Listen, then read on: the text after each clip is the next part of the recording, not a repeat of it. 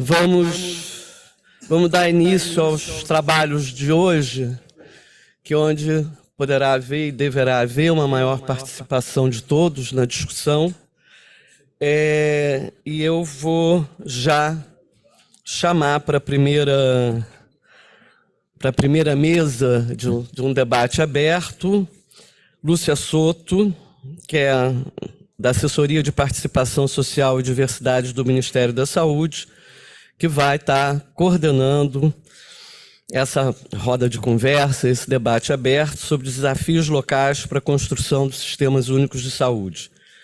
Teremos como problematizadores Mário Roveri, representante do Ministério da Província de Buenos Aires. Cadê Mário?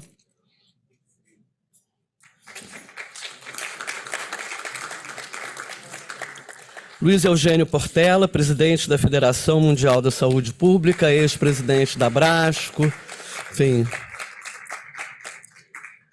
Carolina Tettenboim, pesquisadora da Universidade Autônoma de México, que ontem nos brindou com uma bela apresentação sobre o processo de reforma do México. Gílio Prado, pesquisador da Universidade Nacional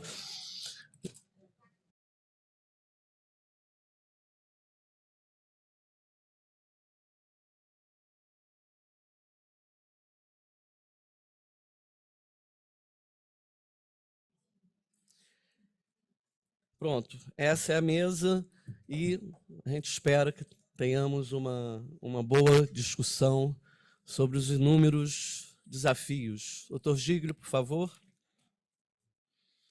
Lúcia. Sim? Tu?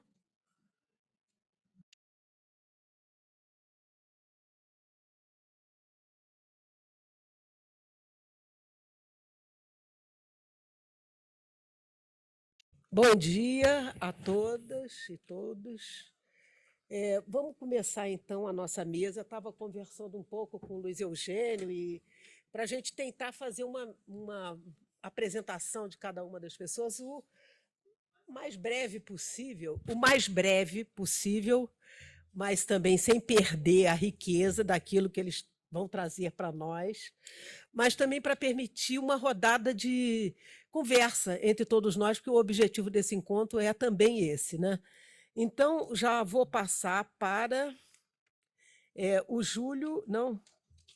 Para quem? Para o Mário Roveri, que está aqui ao meu lado, para fazer a sua fala. Obrigado, Mário.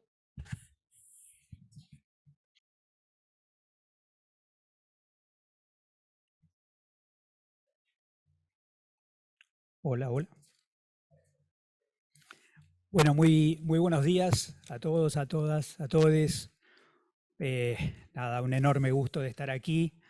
Un privilegio poder estar compartiendo algunas reflexiones con todos ustedes.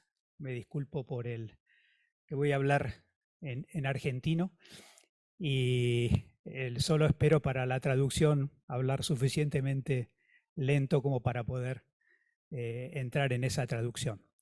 Yo no resistí la tentación de hacer algunas reflexiones un poquito más macro, que me parece que quedaron flotando de ayer, porque hay muchos temas de debate, me parece que estaban flotando, ¿no? Entonces, puse algunas cositas en una presentación que la voy a pasar lo más, antes diría telegráficamente, ahora deberíamos decir en Twitter, por la velocidad. Y ojalá, digamos, podamos entrar en el tiempo que la mesa nos ha propuesto. No sé si podríamos pasar la presentación. Yo la veo acá.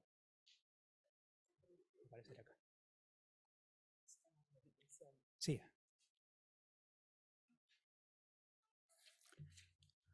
Bueno, me presento, estoy en este momento, bueno, he estado en la directiva de Alames, trabajando actualmente en la Escuela de Gobierno en Salud Floreal Ferrara.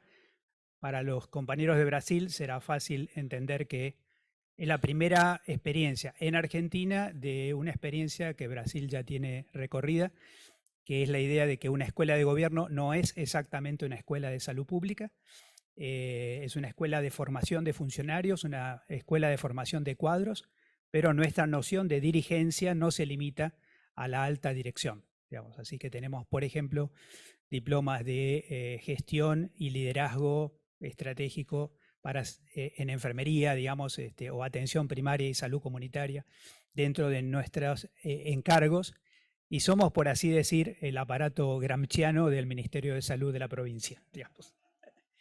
Ayer escuchamos muchísimo hablar de economía política, ¿no? Pero yo me preguntaba un poquito, no sé si yo puedo o doy indicaciones, economía política, pero ¿de qué? ¿De reformas, digamos? ¿O de contrarreformas? ¿O de resistencias? ¿O de complicidades? ¿O de líneas de frontera móviles? ¿O incluso de reestatizaciones?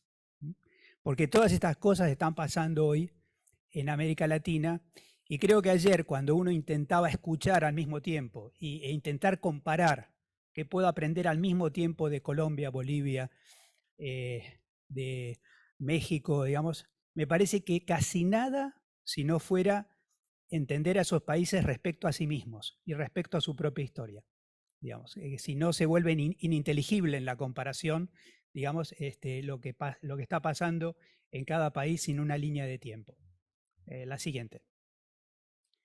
Pero entonces, cuando estamos en estas discusiones, me surgió esta primera reflexión que ya viene de lejos, ¿no? Entonces, ¿pero qué hay de nuevo? ¿No? En base a esto, la siguiente me da un poco la idea de, ojo con esto, estamos hablando de una relación público-privada, pero como un campo de saber y de poder, que creo que Mario ayer jugaba, digamos, con capitalismo cognitivo, pero hay que acordarse que el otro también persiste, y el cognitivo ahora lo refuerza, ¿no? Entonces, Bourdieu dice, campo es la disputa de un capital material y simbólico, pondríamos así, que se despliega bajo reglas, pero lo curioso de estas reglas es que están sostenidas por una cierta complicidad de base. Quiero inquietarnos con esta definición de Bourdieu, digamos, respecto a este tema. Porque creo que, digamos, de aquí todos saldríamos votando a favor del sector público, digamos, pero sin poner en escena también el tema, digamos, de las complicidades con el sector privado, que son mucho más que distribuirse una clientela o una parte de la población. La siguiente. Así que público-privado, digamos, establecen una cierta danza de relaciones múltiples, digamos, en las relaciones cotidianas en los sistemas de salud de nuestros países. La siguiente. Todos estaríamos más o menos de acuerdo que cuando hablamos de sistema mixto en nuestros países, todos nuestros países tienen alguna forma de sistema mixto, trae una historia. Esa historia, digamos, empieza en cierta manera con el debate de la seguridad social. Algunos dicen modelo Bismarck para hacerlo más fácil. Otros dicen la influencia de un fuerte sistema público, que casi siempre nos olvidamos que viene de una historia de la filantropía, de la cual todavía no ha salido, porque todavía hoy quienes se atienden al sector público deben mostrarse agradecidos, digamos, de semejante donación. Y al mismo tiempo, es decir, se oculta el carácter de que los sectores populares financian el sector público y además financian respecto a su ingreso mucho más que los que más tienen. Esto se llama sistemas regresivos impositivos.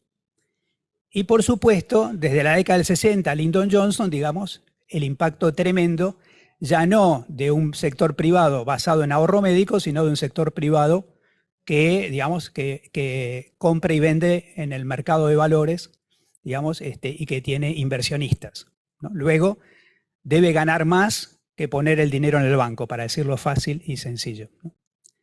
Ahora, ahí veríamos una cierta convivencia, ¿no? Pero veamos qué hay por detrás. Veamos qué hay por detrás. Siguiente. Bueno, también es privado el complejo médico industrial transnacionalizado, que también, digamos, opera sobre el sector público. Recordemos en este momento que el complejo médico industrializado se está llevando puesta todo el sistema de salud europeo, ¿sí? No hay forma de evitar pensar eso, incluso pensar que estamos hoy en la crisis más importante de la historia del National Health Service. Digamos, nunca antes tuvo huelgas de enfermería, huelgas de ambulancieros, huelgas, digamos, descomunales, digamos. Si nuestro hermano mayor era el sistema de salud de Gran Bretaña, que inventaron el capitalismo y también el National Health Service, bueno, el capitalismo se está llevando puesto incluso al National Health Service. En ese marco, el complejo médico industrial transnacionalizado no es de vuelta, digo, vuelvo a Bugs Bunny, digamos. Welch Allyn decía en un momento dado, usted viera las oportunidades de negocios que puede haber en una región del mundo en donde creen que la salud es un derecho. ¿Sí? Fíjense la fuerza de esa frase, ¿no? Es decir, uno empuja, digamos, hacia la estatización, comprándole a ellos, digamos, lo que ellos están vendiendo, expandiéndole al mercado. Al mismo tiempo, también tenemos que ver el rol del Estado, siguiente, el rol del Estado regulador. Es decir, digamos que cuando nosotros hablamos de SUS, no estamos hablando del sistema público de salud de Brasil. Estamos hablando de una regla de juego, digamos, para tratar de ordenar todo esto junto. ¿Sí? Así que las fuerzas del mercado y las fuerzas transnacionalizadas y las fuerzas de la capacidad de regulación del Estado están en tensión. Pero esa tensión se da en el marco, siguiente, de otro problemita, digamos, que es dónde está entonces la complicidad de base. Y nosotros encontramos predominantemente en una frase de Carlos Matus una idea muy interesante, que es que la complicidad de base está en el multiempleo. La complicidad de base está en que las mismas personas trabajan en el sector público, en el sector privado y en la seguridad social. Y esas personas no son ni buenas ni malas, digamos. Tienen la obligación, por su propio beneficio, de mantener en cierto grado de armonía y tensión la relación entre los tres subsectores. ¿Sí? Es decir que, la siguiente, es decir que la complicidad de base se da fundamentalmente en que estamos regulando y además transformando en agente de venta a los trabajadores profesionales de salud de nuestros países que trabajan en multiempleo tratando de armonizar todas estas cosas. La siguiente.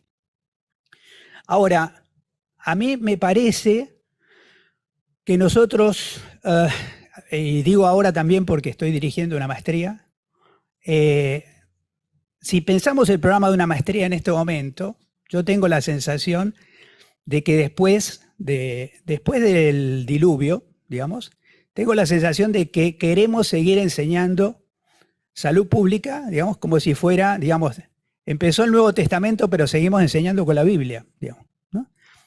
Digamos, quiero señalar, y voy a señalar, y voy a seguir señalando, digamos, la pandemia dio vuelta a todo, y ni nosotros la estamos teorizando, digamos, ni nosotros la estamos teorizando, y el capitalismo está desesperadamente tratando de mostrar que no ocurrió. Y van a ver ustedes, incluso en la conferencia, cómo, digamos, desaparece la pandemia, digamos, de los debates de la población. La operación mediática es hacer desaparecer la pandemia. Nunca ocurrió. Sin embargo, siguiente, tenemos 6,8 millones de muertes directas, registradas como tal. Probablemente las reales sean más del doble, pero al menos 6,8 millones de muertes, de las cuales un sexto ocurrieron en el país, en Estados Unidos, es decir, el país que gasta más por habitante en salud. Uno podría decir, fracaso del sistema de salud norteamericano, sí y no.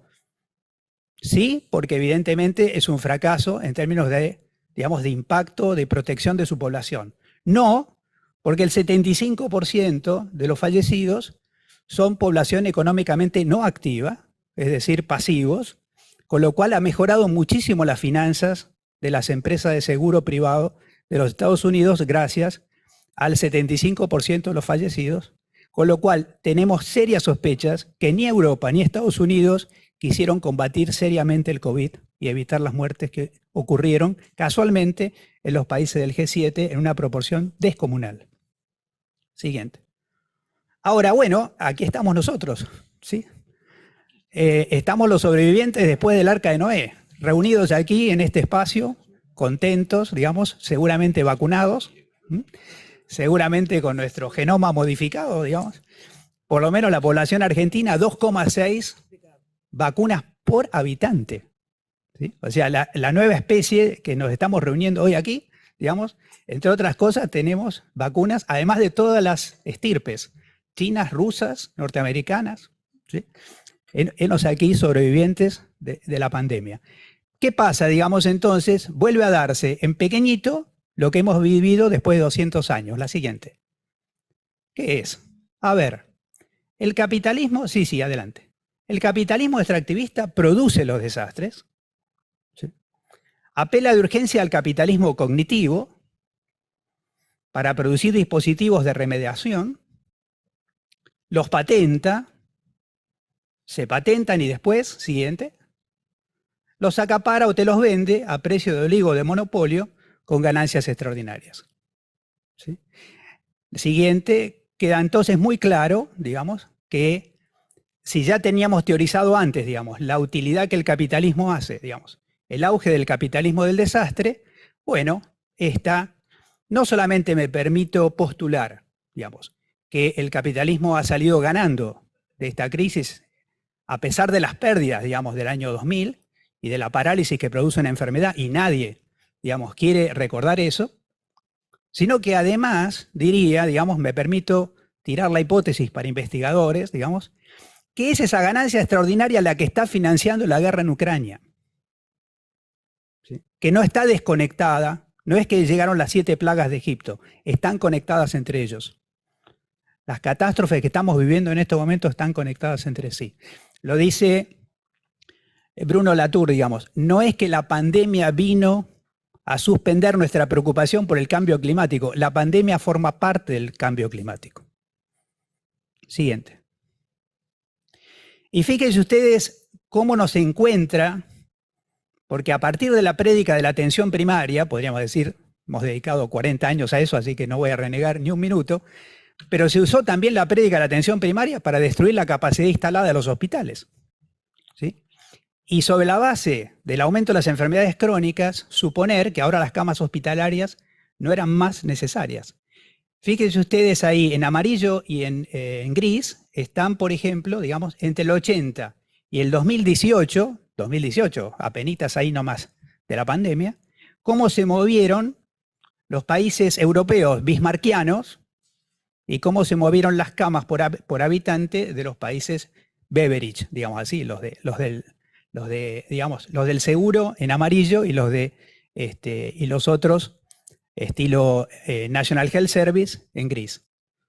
Todos bajaron dramáticamente la cantidad de camas por habitante. Es decir, digamos, disculpen que lo diga de esta manera, la pandemia encontró a Europa con los pantalones bajos.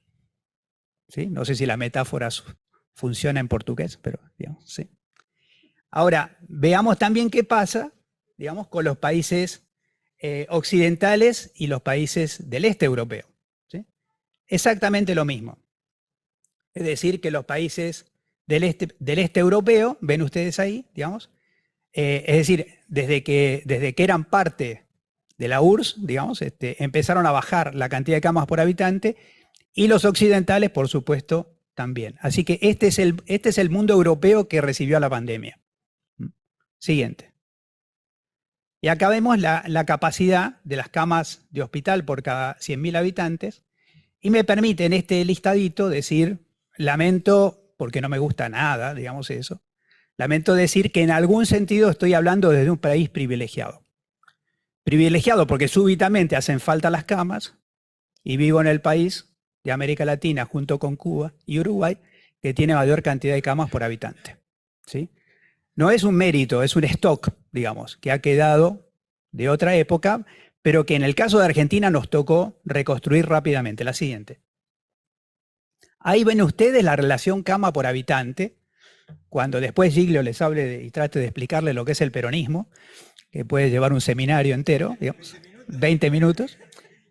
Fíjense ustedes, en el año 1960, ¿cuál era la relación de camas por habitante que tenía la Argentina? Casi 6 por 1000. ¿No? Fíjense en la década perdida, cómo llegamos casi, digamos, abajo de 3 por 1000. Y también todo el esfuerzo que se hizo, digamos, ya desde la recuperación en este milenio, para recuperar las camas, lo que nos permitió de alguna manera enfrentar de otra forma Y nosotros decimos orgullosamente, digamos, a ningún argentino, ninguna persona que vive en la Argentina le faltó una cama durante la pandemia, ¿sí?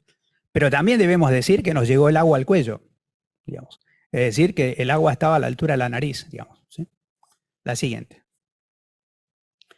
Bueno, tengo que mencionar brevemente la provincia de Buenos Aires, vengo de ahí. La provincia de Buenos Aires es la provincia más grande de la Argentina. Si fuera un país, sería del tamaño 2 veces, el doble del tamaño de Uruguay en superficie, y casi la misma población que Chile. Digamos, 18 millones de habitantes, Chile ya tiene 19. Así que digamos que es un país dentro de otro país. Y esta provincia además, digamos, el siguiente, tiene una enorme infraestructura pública, digamos, 18 millones de habitantes, 84 hospitales provinciales, 200 hospitales municipales de menor complejidad y 2.000 centros de salud. Digamos, no sé exactamente la comparación, pero me imagino algo así como Minas Gerais, digamos, o San Pablo, ¿no? Y gestionar esto es como gestionar un país, digamos, ¿no? Y acá hay algo que me parece la siguiente, importante de señalar. Si yo hablo de reformas, digamos, probablemente nosotros no tengamos escrita, digamos, un proyecto de reforma para presentar orgullosamente aquí. Sin embargo, agregaría algo que me parece importante, digamos. Para nosotros, la pandemia no fue un motivo de parar la incidencia para la reforma del sistema de salud, sino que fue una enorme oportunidad, digamos. Definitivamente el sector público rompió la barrera, el equilibrio público-privado en la Argentina, que venía claramente de la mano de la privatización, digamos, y vamos a decirlo literalmente hablando, la pandemia en la Argentina la enfrentó el sector público, la epidemia en la provincia de Buenos Aires la enfrentó el sector público. Casi diría solito. Incluso diría más, digamos, si no colapsó el sector privado, es porque el sector público lo mantuvo en pie, porque no estábamos seguros que nos alcanzara las camas, digamos, para poder enfrentar la pandemia. Y acá lo que ven ustedes es algo que tiene que ver también con la recuperación de los últimos años después de la década perdida, digamos. Recuperamos aerolínea de bandera, digamos. Y esto significa los primeros pertrechos para enfrentar la pandemia llegaron en aviones, digamos, y esos aviones tuvieron que hacer una tremenda vuelta, digamos, para venir de China con insumos, para que no los piratearan, porque los países del G7 estaban robando aviones con insumo y estaban robando barcos con insumo. Hubo que generar una ruta especial para apertrecharse. Y vean ustedes la siguiente, las proporciones, digamos, porque también tuvimos que traer barcos.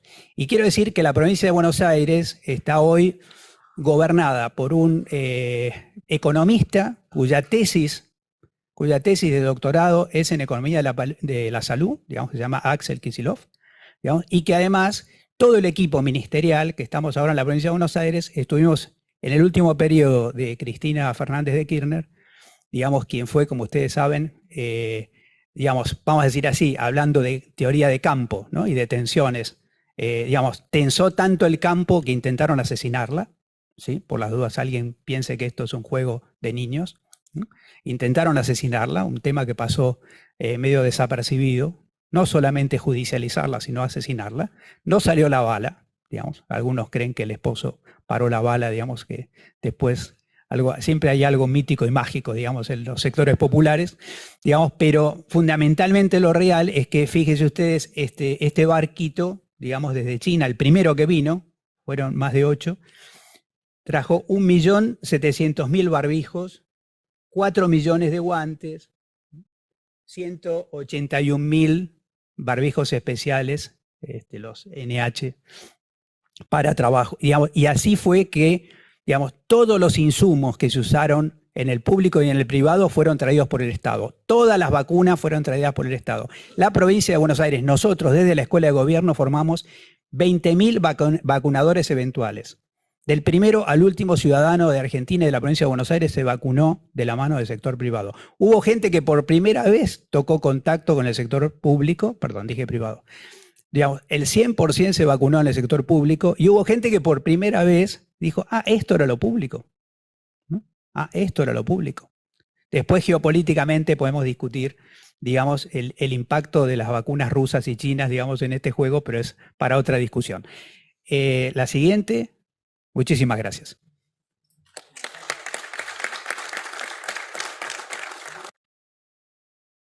Obrigado, Mário. Muchas gracias, Mario. Antes de pasar para el próximo palestrante, voy a decir aquí con muchísima alegría la presencia de la doctora Josimar Rivas Quinter, que es viceministra de Redes de Salud Ambulatorial de Venezuela. Muchísimas gracias por su presencia. La doctora Nuria Salgado, que es coordinadora de bacteriología ambulatorial también de Venezuela.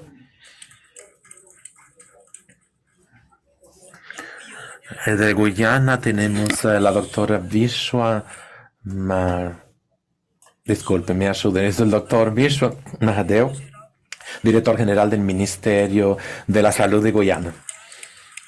Muchísimas gracias y sea muy bienvenido a nuestro encuentro. Y también al doctor Nail Luma, consultor de la OPS de Guyana. Y ahora es con usted, Luis Eugenio. No sé si un beso.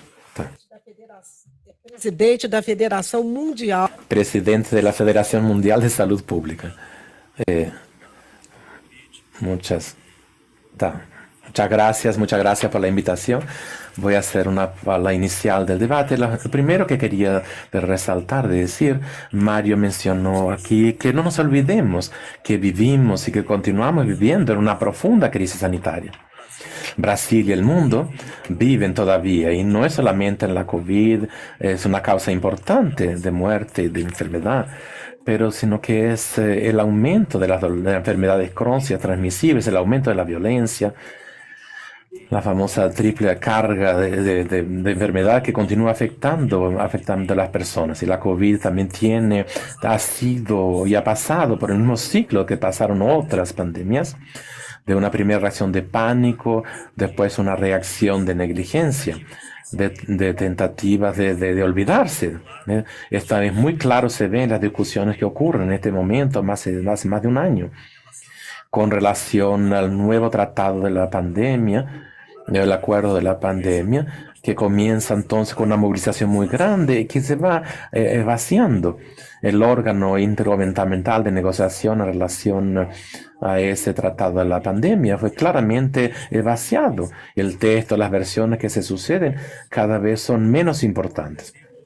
Por ejemplo, la cuestión de los derechos humanos, de la igualdad, que estaba muy presente en nuestra retórica, pasa ahora a disminuir. No se dice nada, no se habla nada de crisis climática, sabiendo que la pandemia es fruto, es una expresión de esa crisis climática. Se habla totalmente, casi nada sobre los determinantes de esa pandemia, solamente de las vacunas y los remedios y una distribución más igualitaria a través de mecanismos como COVAX podría ser suficiente para enfrentarlo. Entonces nosotros precisamos de reforzar y tener muy claro de que la crisis sanitaria es profunda y se asocia con la crisis climática y con la crisis política, también diría con la crisis de proyectos de sociedad que tiene dimensión ética y moral, que voy a comentar después un poco más a frente. El segundo punto que tiene que estar muy claro para todos nosotros, sabemos de eso, que esa crisis no afecta igualmente a todos. Esa crisis, esa múltiple crisis, esa policrisis, alcanza de forma desigual a diferentes segmentos de la población, como en énfasis y con mayor sufrimiento en las poblaciones en situación de más vulnerabilidad. Entonces tenemos la desigualdad en la mortalidad, los datos que Mario trajo en Estados Unidos, en fin, en todos los países. Personas que murieron fueron las personas más pobres, desde el punto de vista económico, fueron personas negras, fueron los inmigrantes, fueron situaciones de mayor vulnerabilidad social, pero también con desigualdad en la prevalencia de la infección, del acometimiento de enfermedades crónicas y en el acceso a los servicios de la salud. Claro, obvio que esa desigualdad social son reflejos de las desigualdades sociales que vivimos. Y esas desigualdades sociales sabemos que son frutos, son producto de un modelo de desarrollo económico que es concentrador de renta, que es un predatorio del medio ambiente y que moralmente es nihilista. Eso quería llamar yo la atención para ese punto.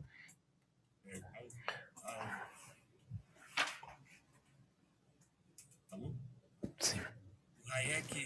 Hayek elaborar sus teorías neoliberalismo dejaron claro que era un proyecto de mercado, de moral que estaba en juego. No era solamente un mercado de privatización y de fortalecer el mercado, sino que era también de hacer en el ámbito de los valores un cambio de la sustitución del cambio de los valores sustitutivos de la comunidad, de la solidaridad, para valores del individualismo, para valores de la moral cristiana, colonizadora, eurocéntrica, que consideraba el auge, el ápice de todo el desarrollo, del desarrollo humano.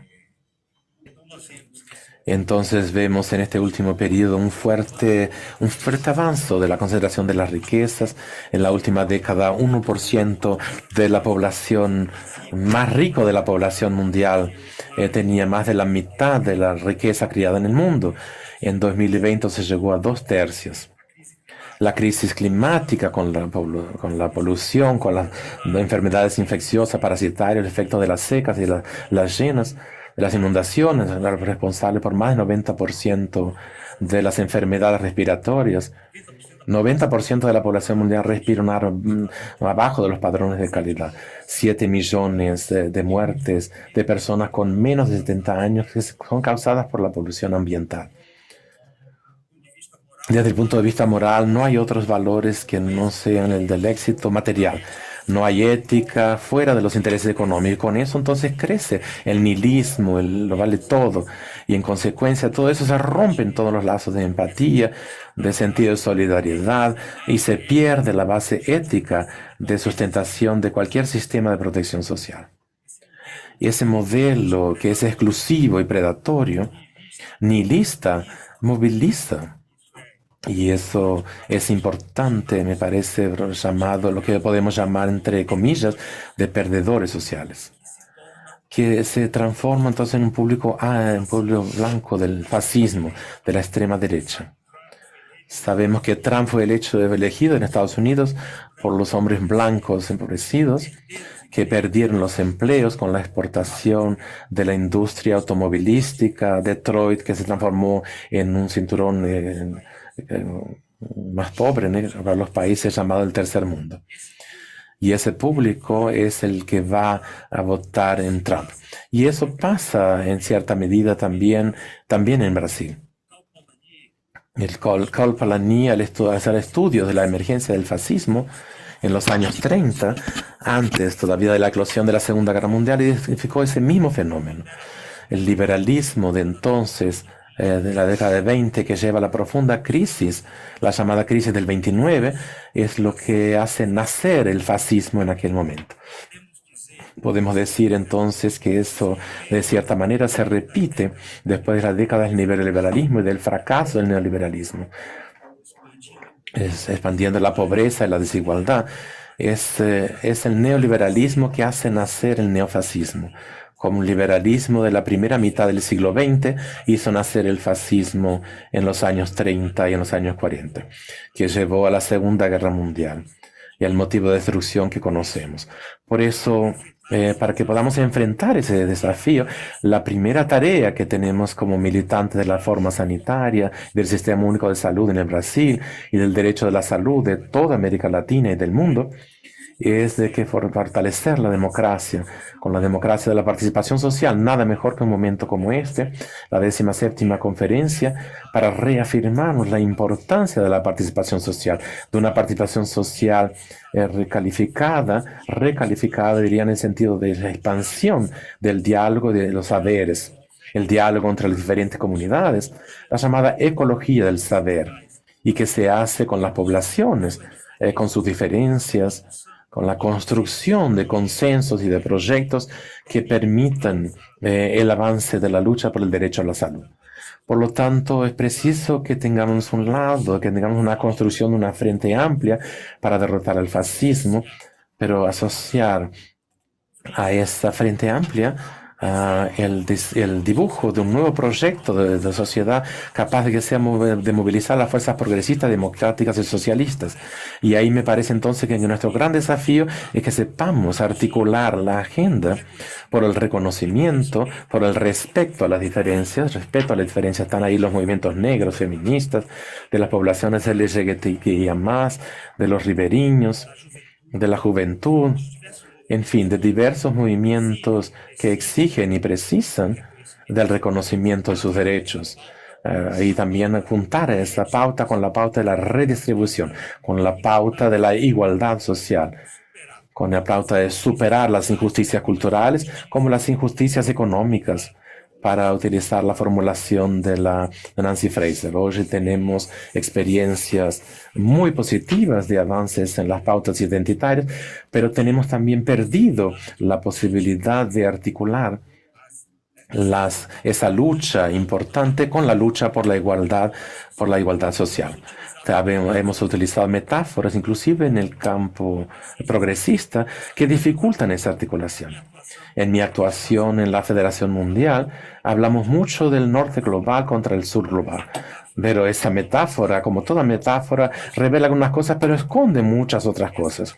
Y esa en particular esconde el hecho de que en el sur tenemos clases dominantes que son opresoras y exploradoras. Que en el norte, que hay segmentos mayoritarios de la población que son explorados y oprimidos por sus propias élites nacionales. Entonces, no se trata del norte contra el sur, sino que se trata, y es preciso que tomemos nota de eso, se trata de clases capitalistas dominantes contra los explorados y los oprimidos de la población trabajadora. Y eso precisa entonces ser recordado, tiene que ser reafirmado. Está en la raíz del movimiento de reforma sanitaria brasilera. Y se encuentra hoy con muy flaco durante esa coyuntura en que muy debilitado, que la pauta del nihilismo, el vale todo de los valores conservadores ha asumido entonces el protagonismo. Tuvimos riesgos, inclusive en la última elección de 2022, vimos eso muy claramente, que en el debate la extrema derecha avanzó en la medida que consiguió hacer pautas y pautar el debate electoral por encima de los valores de comportamiento, de valores conservadores, a pesar de toda la crisis económica que estábamos viviendo, de favorecer el acontecimiento de la oposición, en el caso representado con el campo progresista y por Lula. En determinado momento ese debate se hizo una inversión. Ciro Nogueira, que era ministro, conmemoró entonces el hecho de que han conseguido invertir la pauta de la discusión. Por eso tenemos que tener mucho cuidado para que no se repita eso que sucedió recientemente también en Chile, después de una constitución de un proyecto de constitucional muy progresista, que tuvimos pérdida en el referendo y la elección de una nueva constituyente de porte muy conservador. Esa capacidad de articular la pauta identitaria con la pauta por la igualdad social es un desafío que ha sido enfrentado y que nosotros tenemos experiencias internacional progresiva, Yanisa Cofares y otros que han trabajado con un esfuerzo de construcción de nuevo proyecto de sociedad, la propia Nancy Fraser, como ya mencioné, que articula. Y eso me parece que el Brasil y América Latina, por su experiencia de resistencia en esas últimas décadas del neoliberalismo y por su experiencia de la llamada onda rosa, la ola rosa, tiene condiciones de la contribución o las reflexiones a partir de la experiencia práctica para hacer la articulación de ese proyecto. Precisamos entonces desarrollar una frente por la democracia que barre el fascismo, que apare el fascismo, que haga un nuevo proyecto de sociedad, un nuevo modelo de desarrollo sustentable y promotor de la igualdad. Tenemos que acordarnos que el SUS es parte de un proyecto de protección social. No es solamente la salud, sino la protección del trabajo y del empleo, de la asistencia, de la previdencia social, que todo tiene que ser articulado. En el caso del sector de salud específicamente, tenemos el desafío de hacer la integración de la salud a ese modelo de desarrollo, al proyecto de desarrollo, que la salud no es solamente un sector de servicio de salud específico, de cuidado de la salud, sino también un vector de desarrollo. La regionalización de la salud es una estrategia fundamental en la que tenemos que avanzar. Me preocupa cuando escucho saudosista de la municipalización en nuestro debate actual. pero de todos modos sabemos de que el avance de la regionalización de la salud no se hace solamente en el sector de la salud, sino tenemos proyectos de desarrollo regional que articulan las diversas dimensiones de la economía. No tendremos regiones de salud, a pesar de nubes, de pactos y de decretos. Es preciso que avancemos en esa integración de la salud en cuanto parte de ese modelo de desarrollo. Y para combatir las desigualdades en la salud, un punto fundamental es que precisamos de campañas que son bienvenidas, las campañas que están siendo retomadas. Es preciso universalizar el acceso y desarrollando acciones de promoción de la salud. Es preciso que cambiemos el modelo de atención y superar el modelo de atención que predomina todavía a pesar de 30 años del SUS o 35 años ya del SUS, que es el modelo de atención biomédica. Avanzar en la idea de la integralidad de la atención, de la construcción de redes integradas de atención coordenadas por la atención primaria, con una política de personal. Tenemos un gran desafío. El SUS tiene todavía a la sociedad brasileña, a la población brasileña, una política de personal, una política. Hubo tentativas importantes, la nueva RH y otras, pero no fueron efectivas en la construcción, y ahora tenemos un ataque. Ustedes vieron, el STF decidió contra el pleito histórico de la categoría de los enfermeros de las 30 horas. El piso se aplica a las 44 horas. Eso es un retroceso, eso es una victoria del sector privado que está contratando a las enfermeras, y precisamos manifestarnos en esa 17ª, el fuerte apoyo a la lucha de la categoría de los enfermeros contra ese tipo de retroceso. Es preciso también que hagamos una inversión, porque hay en curso la inteligencia artificial, que ya están teniendo un impacto enorme en la transformación del sistema de salud. Y precisamos saber regular todo esto, el mayor avance que tenemos hasta hoy. Recientemente salió en el Parlamento Europeo que aprobó una reglamentación de la inteligencia artificial en Europa, que es importante, que es un avance, no hay duda, en el sentido de que existe transparencia, pero es insuficiente todavía, porque precisa, además de transparencia, tener la explicación. No podemos comprar una caja negra, ¿no? Una caja de Pandora. La inteligencia artificial tiene que tener los códigos fuentes, tienen que estar abiertos y explicados. Porque el diagnóstico de cáncer de piel hoy, la máquina puede hacer mucho mejor que cualquier médico, desde que esté con una persona blanca. Porque el algoritmo que va a permitir hacer el diagnóstico precio del cáncer de piel, que está lá embutido en los códigos, funde imágenes de cáncer en personas blancas. Y si eso no queda claro, vamos a estar comprando en el Brasil software para hacer diagnóstico de cáncer que no sirve para nuestra población, que es fuertemente con fuerte participación de la población negra. Es preciso entonces que se abran los algoritmos para que nosotros democraticemos el acceso a la tecnología. Y finalmente es preciso dar publicidad al sistema de salud. Y aquí entonces quería llamar la atención que la publicidad no significa estatizar. Tenemos un Estado que es burgués, que es capitalista. Lo que precisamos es fortalecer la participación de la comunidad. Es más mercado y más comunidad. El Estado puede hacer con más publicidad para él mismo. Y tenemos entonces los agentes comunitarios que dejaron de ser comunitarios y pasaron a ser agentes estatales. Y precisamos entonces volver al fortalecimiento de la democracia de base, de las unidades de salud, para que los profesionales de la salud sean responsables, tengan que responder a la comunidad en la cual ellos sirven, no al edil, al vereador, que indica al gerente, que no tiene ningún vínculo con aquella comunidad, que no tenga ningún respeto por aquella comunidad. En fin. Por último, el gran desafío del financiamiento, claro. El gran desafío del financiamiento que sabemos que solamente será resuelto con el cambio en el sistema de atención. No vamos a buscar más recursos para el sistema de salud o para cualquier sistema para ponernos en un sistema de atención a la salud que solamente sustenta un complejo médico industrial y que solo produce tecnologías que se vuelven para sintomáticas y que crían dependencia. Se acuerdan todos del CEO de una grande farmacéutica que cuando fue descubierta la vacuna contra la COVID, que estaba preocupado con el hecho de que la dosis única fuera suficiente. Imaginen si acaba la pandemia con dosis única, toda la infraestructura que tuve que construir.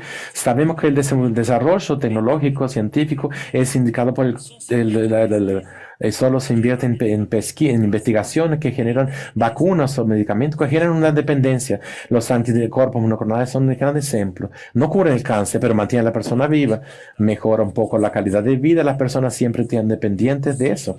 Es posible desarrollar tecnologías, orientar el desarrollo de tecnífico, de zoológico, para producir tecnologías que sean promotoras de salud, que sean realmente efectivamente preventivas de enfermedades y que lleven a la cura de esas enfermedades. Es preciso entonces redireccionar la inversión para que el financiamiento de la salud se transforme en sustentable, para que no inviabilice el sistema de salud.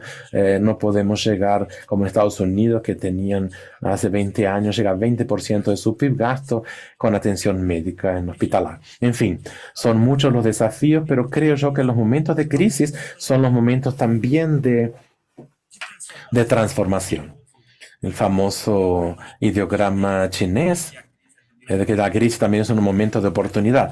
Y quiero decir entonces que la perspectiva de que las élites, las clases dominantes ponen mundialmente, no tienen capacidad de movilizar la población. Nosotros tenemos un momento de crisis tan grave, con amenazas a la propia sobrevivencia de no solo de la especie humana, sino de la vida en la Tierra, que esa sensación de emergencia que es muy fuerte, inclusive en los jóvenes, como estamos viendo.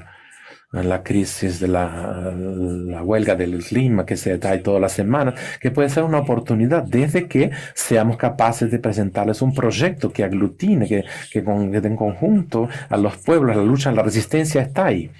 Vimos durante la pandemia en Brasil la Frente por la Vida que expresó eso, el movimiento en las comunidades indígenas. La población no está parada, está realmente resistiendo. Y lo que precisamos es que tengamos un proyecto que es capaz de unificar todas esas luchas que están fragmentadas en la resistencia a esa barbaridad que se está instalando en el país y en el mundo. Y con eso consigamos avanzar en la dirección de la solidaridad, la igualdad y la libertad. Muchísimas gracias.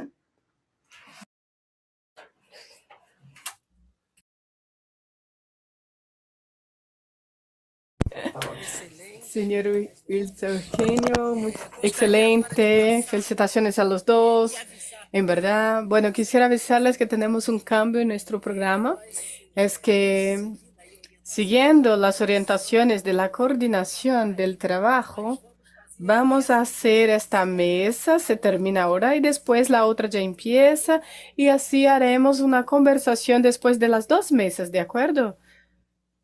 Entonces, esta es una orientación que recibimos de la coordinación. Entonces, cumplo ahora eso. Bueno, ahora vamos a pasar a Carolina. Telenboim, ¿es eso? Tetelboim, ¿es eso? Que conocimos ayer, es excelente, maravillosa, es investigadora de la Universidad Autónoma de México, por favor. A todas, a todos, una vez más, voy a ser muy breve porque creo que lo interesante aquí es nuestro debate colectivo. Me voy a sumar a las preocupaciones planteadas recientemente por mis compañeros panelistas y tal vez solamente voy a hacer una enumeración de las preocupaciones que desde mi posición en la academia y comprometida políticamente tengo. Bueno, sin lugar a dudas, la preocupación fundamental que creo que tenemos en salud tiene que ver con esta disputa entre lo público y lo privado. Creo que la emergencia de los gobiernos actuales por recuperar este Estado que efectivamente tiene muchos bemoles, no es el Estado vertical de las experiencias históricas, sino que es un Estado que a su vez tiene que incorporar esta dimensión de la articulación con los territorios, con las comunidades. Sin embargo, este proceso necesariamente tiene que hacerse a través del fortalecimiento del Estado. O sea, después de 40 años de un profundo debilitamiento, de la pérdida de los discursos, de la pérdida de las instituciones, de la pérdida de las capacidades de formar recursos humanos para las sociedades, porque se ha dado también un crecimiento muy importante de estructuras callampas que han salido de la nada, de educación privada, que en el caso, por ejemplo, en México es muy importante, pero sin embargo todavía tenemos, como decía ayer, una estructura pública fundamental. Sin embargo, es una estructura pública universitaria fuerte, pero que también ha sido penetrada profundamente por las ideas neoliberales. Y eso está hoy día pesando también en las decisiones que se toman sobre salud o sobre educación, porque tenemos segmentos muy importantes de las capas medias que están en contra de este proceso de transformación.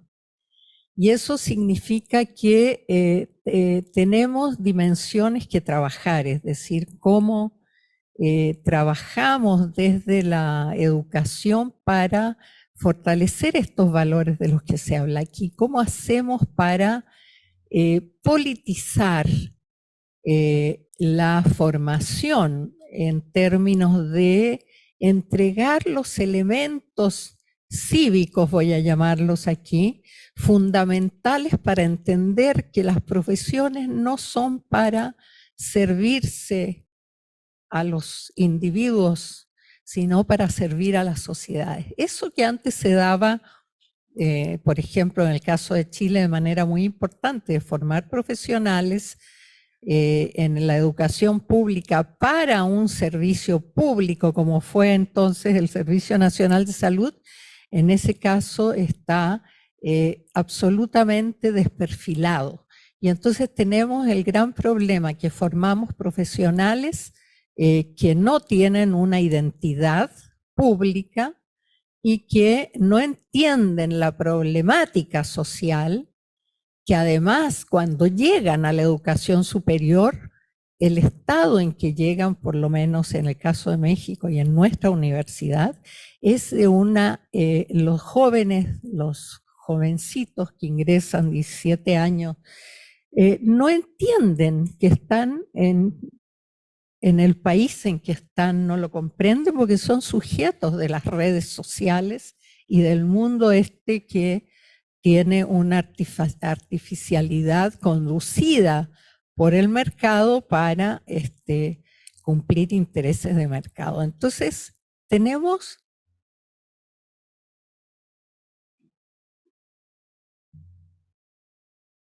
una gran tarea que cumplir en el terreno de la educación, y no solo de la educación universitaria, sino de la educación a todos los niveles, en términos de cómo construir sujetos sociales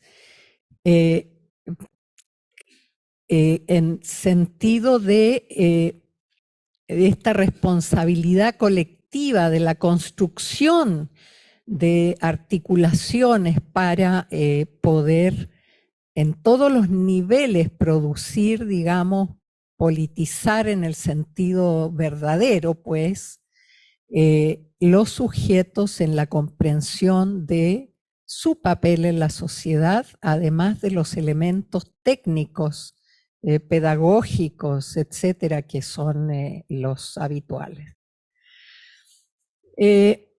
En términos de la formación en el campo de la salud también es lo mismo, o sea, tenemos profesionales de la salud que luchan por sus reivindicaciones, pero que no tienen totalmente la dimensión de las dilemáticas, de las problemáticas que se enfrentan en el terreno de la salud. Y esto tiene que ver directamente con una insistencia, o sea, son profesionales que han surgido durante 4 décadas de formación de pensamiento neoliberal, de un pensamiento individualista, un pensamiento de mercado, y eso ha significado una profunda fragilización de la fuerza de trabajo. No obstante, las luchas, etcétera, que en mi opinión son muy importantes, pero no alcanzan a retomar la preocupación sobre el destino de las políticas en general, de las políticas de salud, de la orientación del modelo de atención, etcétera. Es decir, todavía no hemos logrado que las organizaciones, salvo excepciones, por supuesto, estoy haciendo una generalización, puedan incorporar este elemento como elementos fundamentales de su lucha. Lo veo, por ejemplo, en el sindicato de nuestra propia universidad, como habiendo surgido como sindicatos de lucha independiente, hoy día son esclavos de estos conflictos de intereses internos individuales y con pérdida de sentido absolutamente de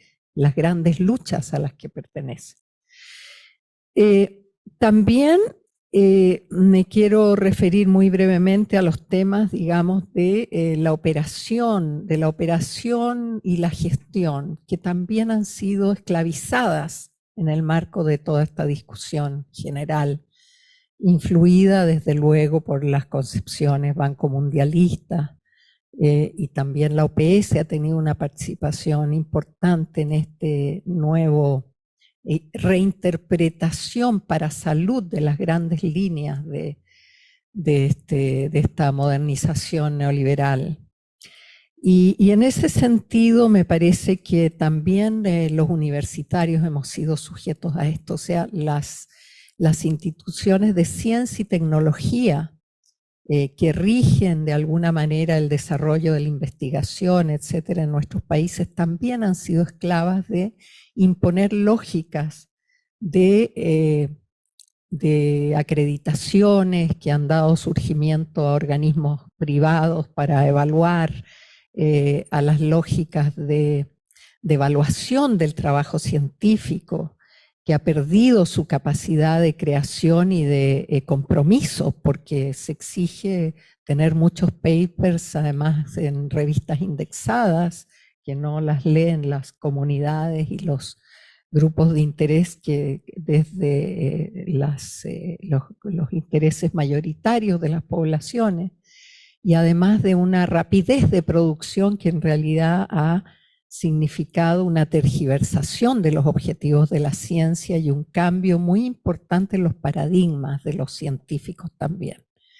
De manera que también es otro campo que hay que trabajar de manera muy importante, pero también la gestión en salud, esta gestión asociada a tiempos y movimientos muy establecidos, con meritocracias y con reconocimientos, que ha empezado también a complicar las redes de relaciones internas de los equipos, de los grupos o entre hospitales, con políticas desde arriba de congratular al que tiene más, cumple mejor el objetivo. Entonces hay una serie de elementos que tenemos que repensar y volver a una gestión de lo público de otro tipo.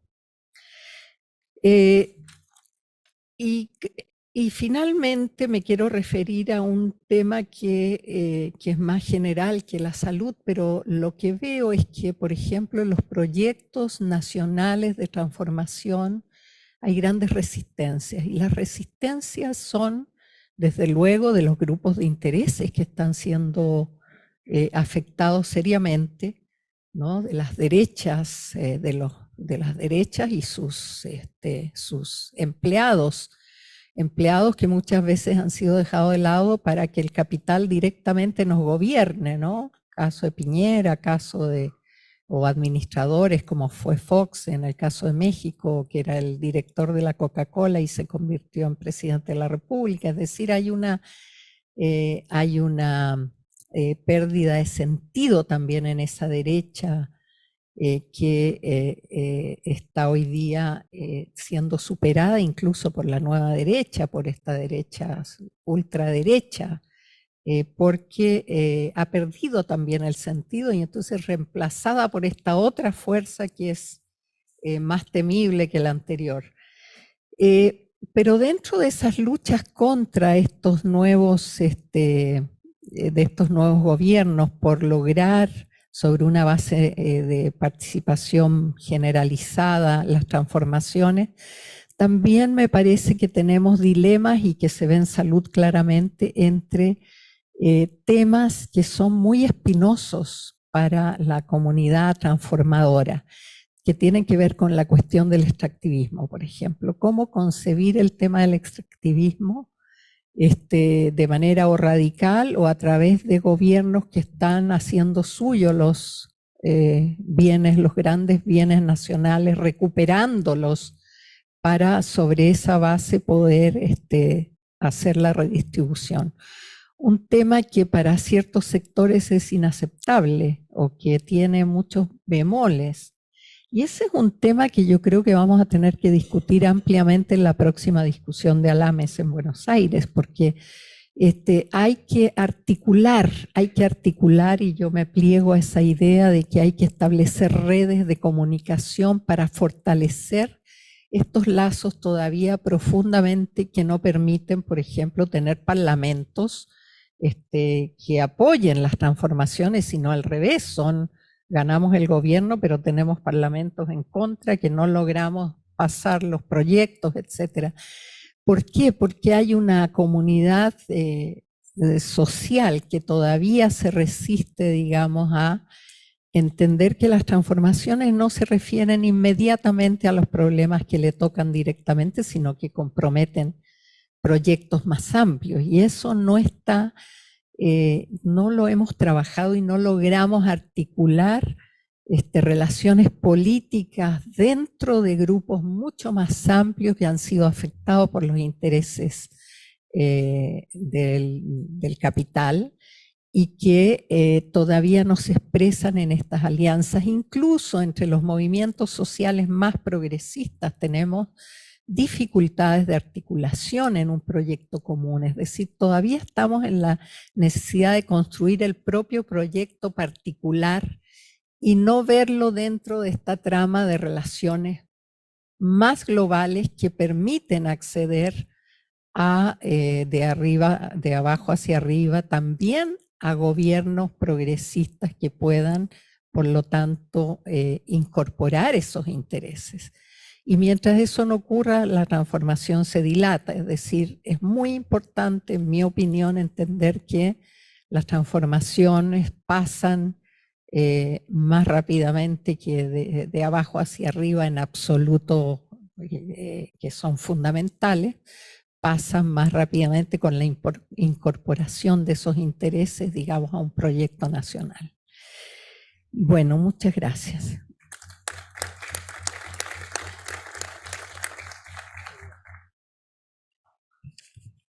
Obrigado. Gracias, Carolina. Ahora pasaremos a Giglio, que es de Salvador Prado, que es investigador de la Universidad Nacional de José y también de Alames.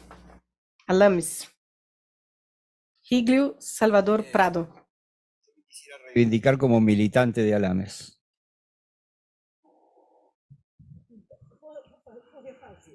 Puedo hacer. Militante de Alames. Militante de Alames, histórico, o sea, y nuestro querido compañero también. Aplauso, pero por supuesto que valoramos la labor de nuestros intelectuales. Me siento muy orgulloso de pertenecer a un movimiento como Alames, que tiene intelectuales como Mario Hernández, Mario Robert, Mario Testa, todos se llaman Mario. Y Giglio.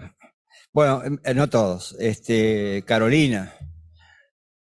Pero los militantes son muy importantes, porque el compañero dijo más comunidad, y el militante sabe o intenta comprender lo que dicen los intelectuales, y también se preocupa por lo que pasa en la comunidad. Es fácil decir negro, villa, cárcel, pero hay que militar para llegar a esos lugares con nuestras ideas. Así que me paro ahí y valorar, por supuesto, altamente. El militante también valora altamente lo que pasa en esta reunión de la UPS. Agradezco la oportunidad de esta organización hermana de Alames. Somos Alames de CEBES, tan potentes, tan solidarios, tan compañeros. Así que valoramos altamente estar acá.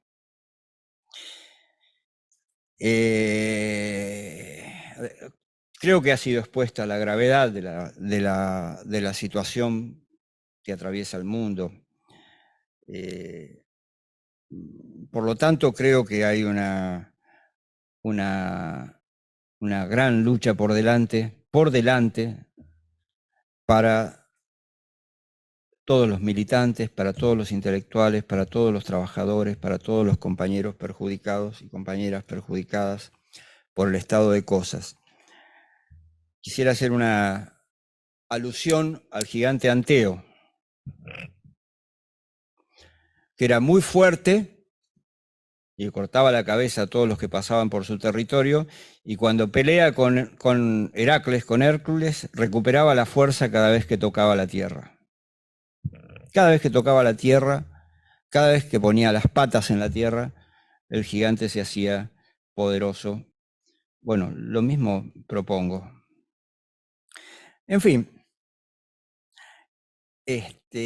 bueno, en Argentina la lucha es intensa. Los que vengan al Congreso de Alames van a encontrar un momento muy interesante. Creo que Mario Rovere explicó en alguna medida esto. Yo participo en algo que es parte de la fragmentación del sistema de salud en la Argentina. Ustedes sabrán que nosotros tenemos el sistema más fragmentado, más imposible, creo, con 360 obras sociales, cada una administrada por su sindicato de trabajadores, un sector del Estado que Mario caracterizó en la provincia de Buenos Aires, muy fuerte, pero podría decirle lo mismo en cada provincia, porque OPS inicia un trabajo de descentralización después del golpe de Estado del 55, que está en pleno ejercicio, digamos, sobre la base de un Estado federal. Y además se empiezan a crear las obras sociales provinciales. Yo trabajo en una de ellas, en la provincia de Buenos Aires, 2,5 millones de afiliados, 26 sindicatos, trabajadores y sus familias, etcétera, etcétera. En la pandemia, IOMA, la obra social de la provincia, no colapsó porque logró actuar de consumo con el Estado, con la provincia de Buenos Aires y con los sindicatos. Y en el caso de la provincia no hubo tragedia en los barrios pobres, no hubo hambruna, no hubo saqueo, no hubo matanza entre el dueño del supermercado y los saqueadores, porque pudimos trabajar con el Estado, con los sindicatos, con los movimientos sociales, y eso es lo que quisiéramos enfatizar como muy fuerte en el sentido de la propuesta de Mario de no dar vuelta a la página de lo ocurrido con la pandemia. También tenemos otras experiencias. Acá tengo a mi compañero Eduardo Espinosa, que puede explicar el proyecto Bukele. O también hemos visto con horror en Nueva York los freezers, ahí los camiones freezer con los cadáveres. Entonces, esta intervención, a mí me gustaría centrarla en aparte de hablar de Anteo, en la invitación al 17 Congreso de la Asociación Latinoamericana de Medicina Social y Salud Colectiva, que ocurrirá en Buenos Aires entre el 17 y el 21 de julio, o sea, exactamente dentro de 20 días, más o menos. Será en la Facultad de Ciencias Sociales de la Universidad de Buenos Aires. Será probablemente desordenado. Nosotros con Juan Canela quisimos organizarlo como un casamiento, pero probablemente se parezca más a Woodstock. Esperemos que no llueva, pero esperamos también una gran asamblea con ideas fuertes que recuperen nuestro ideario que ya lleva 40 años, que nació en Ouro Preto con Juan César García y todos esos compañeros. Juan César García de OPS. Bien, vamos a trabajar con alianzas, con el Movimiento de Salud de los Pueblos, vamos a trabajar con alianzas con el poderoso grupo de trabajo de salud de Claxo que encabeza la compañera acá de mesa Carolina Tettelboim, y en fin, con los médicos generalistas, con los médicos de los hospitales, con organizaciones profesionales y barriales diversas, y en especial quisiera decir que con los movimientos sociales. Esperamos mucho. El Congreso se va a dividir lunes y martes, es clásico eso, precongreso, y ahí van a haber reuniones de 5 redes temáticas que pensamos que tenemos que recuperar para Alames de manera que produzca una sinergia con este movimiento de las explicaciones de la medicina social y la salud colectiva. En especial, por ejemplo, la red LOMSODE, fundada al calor de la 15ª, Ana, 15ª conferencia sanitaria aquí en Brasilia, y esperemos que se acerquen nuestros movimientos sociales aliados para deliberar cuál es el estado y la fuerza de ese proyecto. Acá está Chiquito León, José León Uzcategui, el profesor José León Uzcategui, para cualquier consulta, porque él es el que está motorizando esa reunión. Pero también tendremos la reunión de nuestra poderosa red de género, encabezado por Zoe Bernal de Cuba, por Débora Tájer, por nuestra querida Sara, exiliada en México, Sara Fernández, en fin. También la red de salud mental, donde también tenemos una historia, y pensamos revitalizar la red de sistemas y servicios de salud. Esperamos mucho de nuestros compañeros colombianos, del grupo de trabajo de Claxo, y también de la red de medicamentos. Sepan que en Argentina se gastan 10 puntos del PBI en salud. ¿Es así, Mario? De los cuales 3 son medicamentos. Medicamentos a veces de $2.100.000, sin que nadie recuerde lo que era una BAD, ni la idea del costo-efectividad, ni nada de eso. Entonces, necesitamos recuperar esa energía de nuestras redes. Va a haber reuniones de estudiantes, va a haber reuniones de enfermeras, va a haber reuniones de investigadores, va a haber reuniones, miren por favor alames.org, va a haber visitas a experiencias, volviendo al tema de Heracles, en experiencias locales, en asentamientos populares sin infraestructura, en ciudades pequeñas donde tuvimos buenos desempeños, muy buenos desempeños en la pandemia, a una experiencia de desmanicomialización que estamos abriendo ahí, volteando paredes, haciendo barrio, en lo que antes era un manicomio con mujeres con 40 años ahí. Bueno, y vamos a hacer también una experiencia, es muy importante, Mario Robert, a una de las carreras de medicina que hemos abierto con la currícula innovada, digamos, después lo explicamos, Anti-Flexner, en un barrio humilde, en José Cuchillo Paz, José C. Paz. Y vamos también a ir a la legendaria ya Escuela Floreal Ferrara, donde la primera persona que se anotó para la visita a la Escuela Floreal Ferrara fue una compañera de la Escuela de la Salud Pública de La Habana. Interesante alianza, quiero ver qué sale de eso. Y también va a venir la compañera directora de la ELAM. Estamos recuperando la experiencia cubana. Parece que tienen vacuna y no les fue tan mal con la pandemia, si bien están con una situación con la caída del turismo muy, muy grave que nos preocupa. Hemos aprendido mucho de ellos. Esperamos mucho de la reunión. La conferencia Juan César García, tradicional inicio de la actividad de Alames, la hemos convertido, medio socialistas somos, en una mesa en la que participarán Víctor Penchazade, ustedes saben, el índice de abuelidad, un genetista que demostró que la genética no necesariamente es para para los negocios, sino que puede ser para los derechos humanos. La compañera queridísima Alicia Stolkiner, por todos conocida y leída, y el compañero Mario Rovere, que es inefable, digamos, vamos a pedirle también algunas reflexiones. Se han presentado 367 trabajos científicos que serán leídos, escuchados en el evento. No es poco. Y bueno, hemos hecho mesas. El Congreso de Alames sirve para ganarse muchos enemigos. Nadie está en la mesa correcta, pero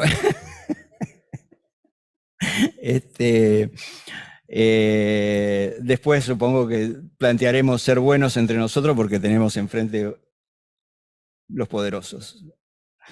Así que seamos buenos entre nosotros. Yo creo que la idea de que los ejes de la pandemia se puede discutir también, pero le hemos puesto sindemia, por iniciativa del compañero, inefable también, Jaime Breil, que dice que no es una epidemia de un virus respiratorio lo que ocurrió, es mucho más, en la información, en el capitalismo, en la relación de fuerzas mundo. Y el segundo punto, yo quería ponerle geopolítica, pero alguien me señaló que eso era un poco nazi, pero es la reconfiguración del mundo. Tenemos una guerra ahí en Ucrania, y esto lo señaló un compañero nuestro que se llama Rachid, Jorge el Turco Rachid, que ese sí va a explicar el peronismo en un curso que va a hacer ahí. Eso, el que quiera saber lo que es el peronismo, que le pregunte a él, que es turco y sabe. Entonces,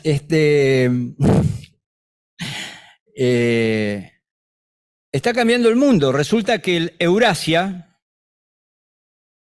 y Ucrania y los señores con los botones que tienen la bomba atómica otra vez están en el centro de la cuestión, como antes de que Colón llegara a estas tierras donde ha nacido la rebeldía latinoamericana que tantos problemas y tantos placeres nos ha causado también. Entonces, bueno, los que quieran saber, el turco sí tiene nivel académico, aunque sea peronista, les aviso, en contra de la opinión de algunos. Entonces, vamos a analizar un poco la cuestión esta de la reconfiguración del mundo. Y sobre todo, quisiera decir que el nombre está robado de un libro de Vicente Navarro.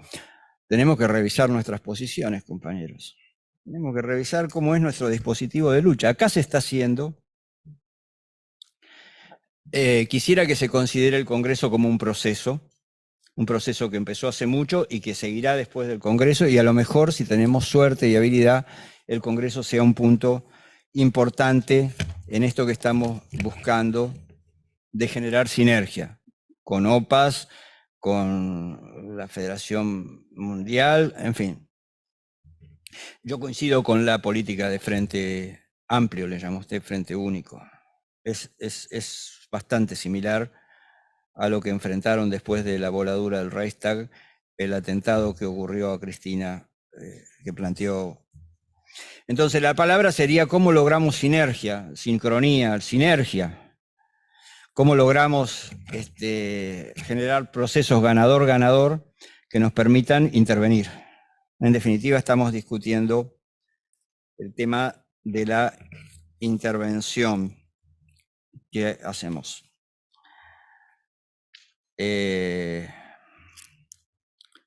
Felicitar, agradecer. No sé si me he pasado los 20 minutos, pero preferiría no extenderme mucho más, habiendo conmovido al auditorio con el tema del Congreso y de Heracles. Y por ahí podríamos pensar, de Anteo, podríamos pensar que Anteo fue muerto por Heracles. Lo agarró del pelo, lo despegó del piso y le cortó la cabeza.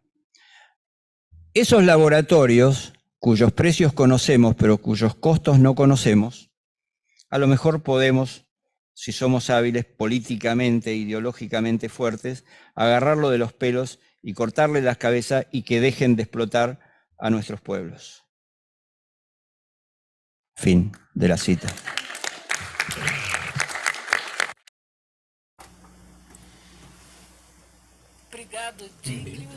Gracias, Giglio. Y finalizamos entonces esta excelente mesa con tantos retos y con tantas sincronías para poder generar la sinergia, para poder estar cada vez más juntos en esta América Latina, haciendo de hecho este gran enfrentamiento ultraliberalismo global. Muchas gracias con todos y todas.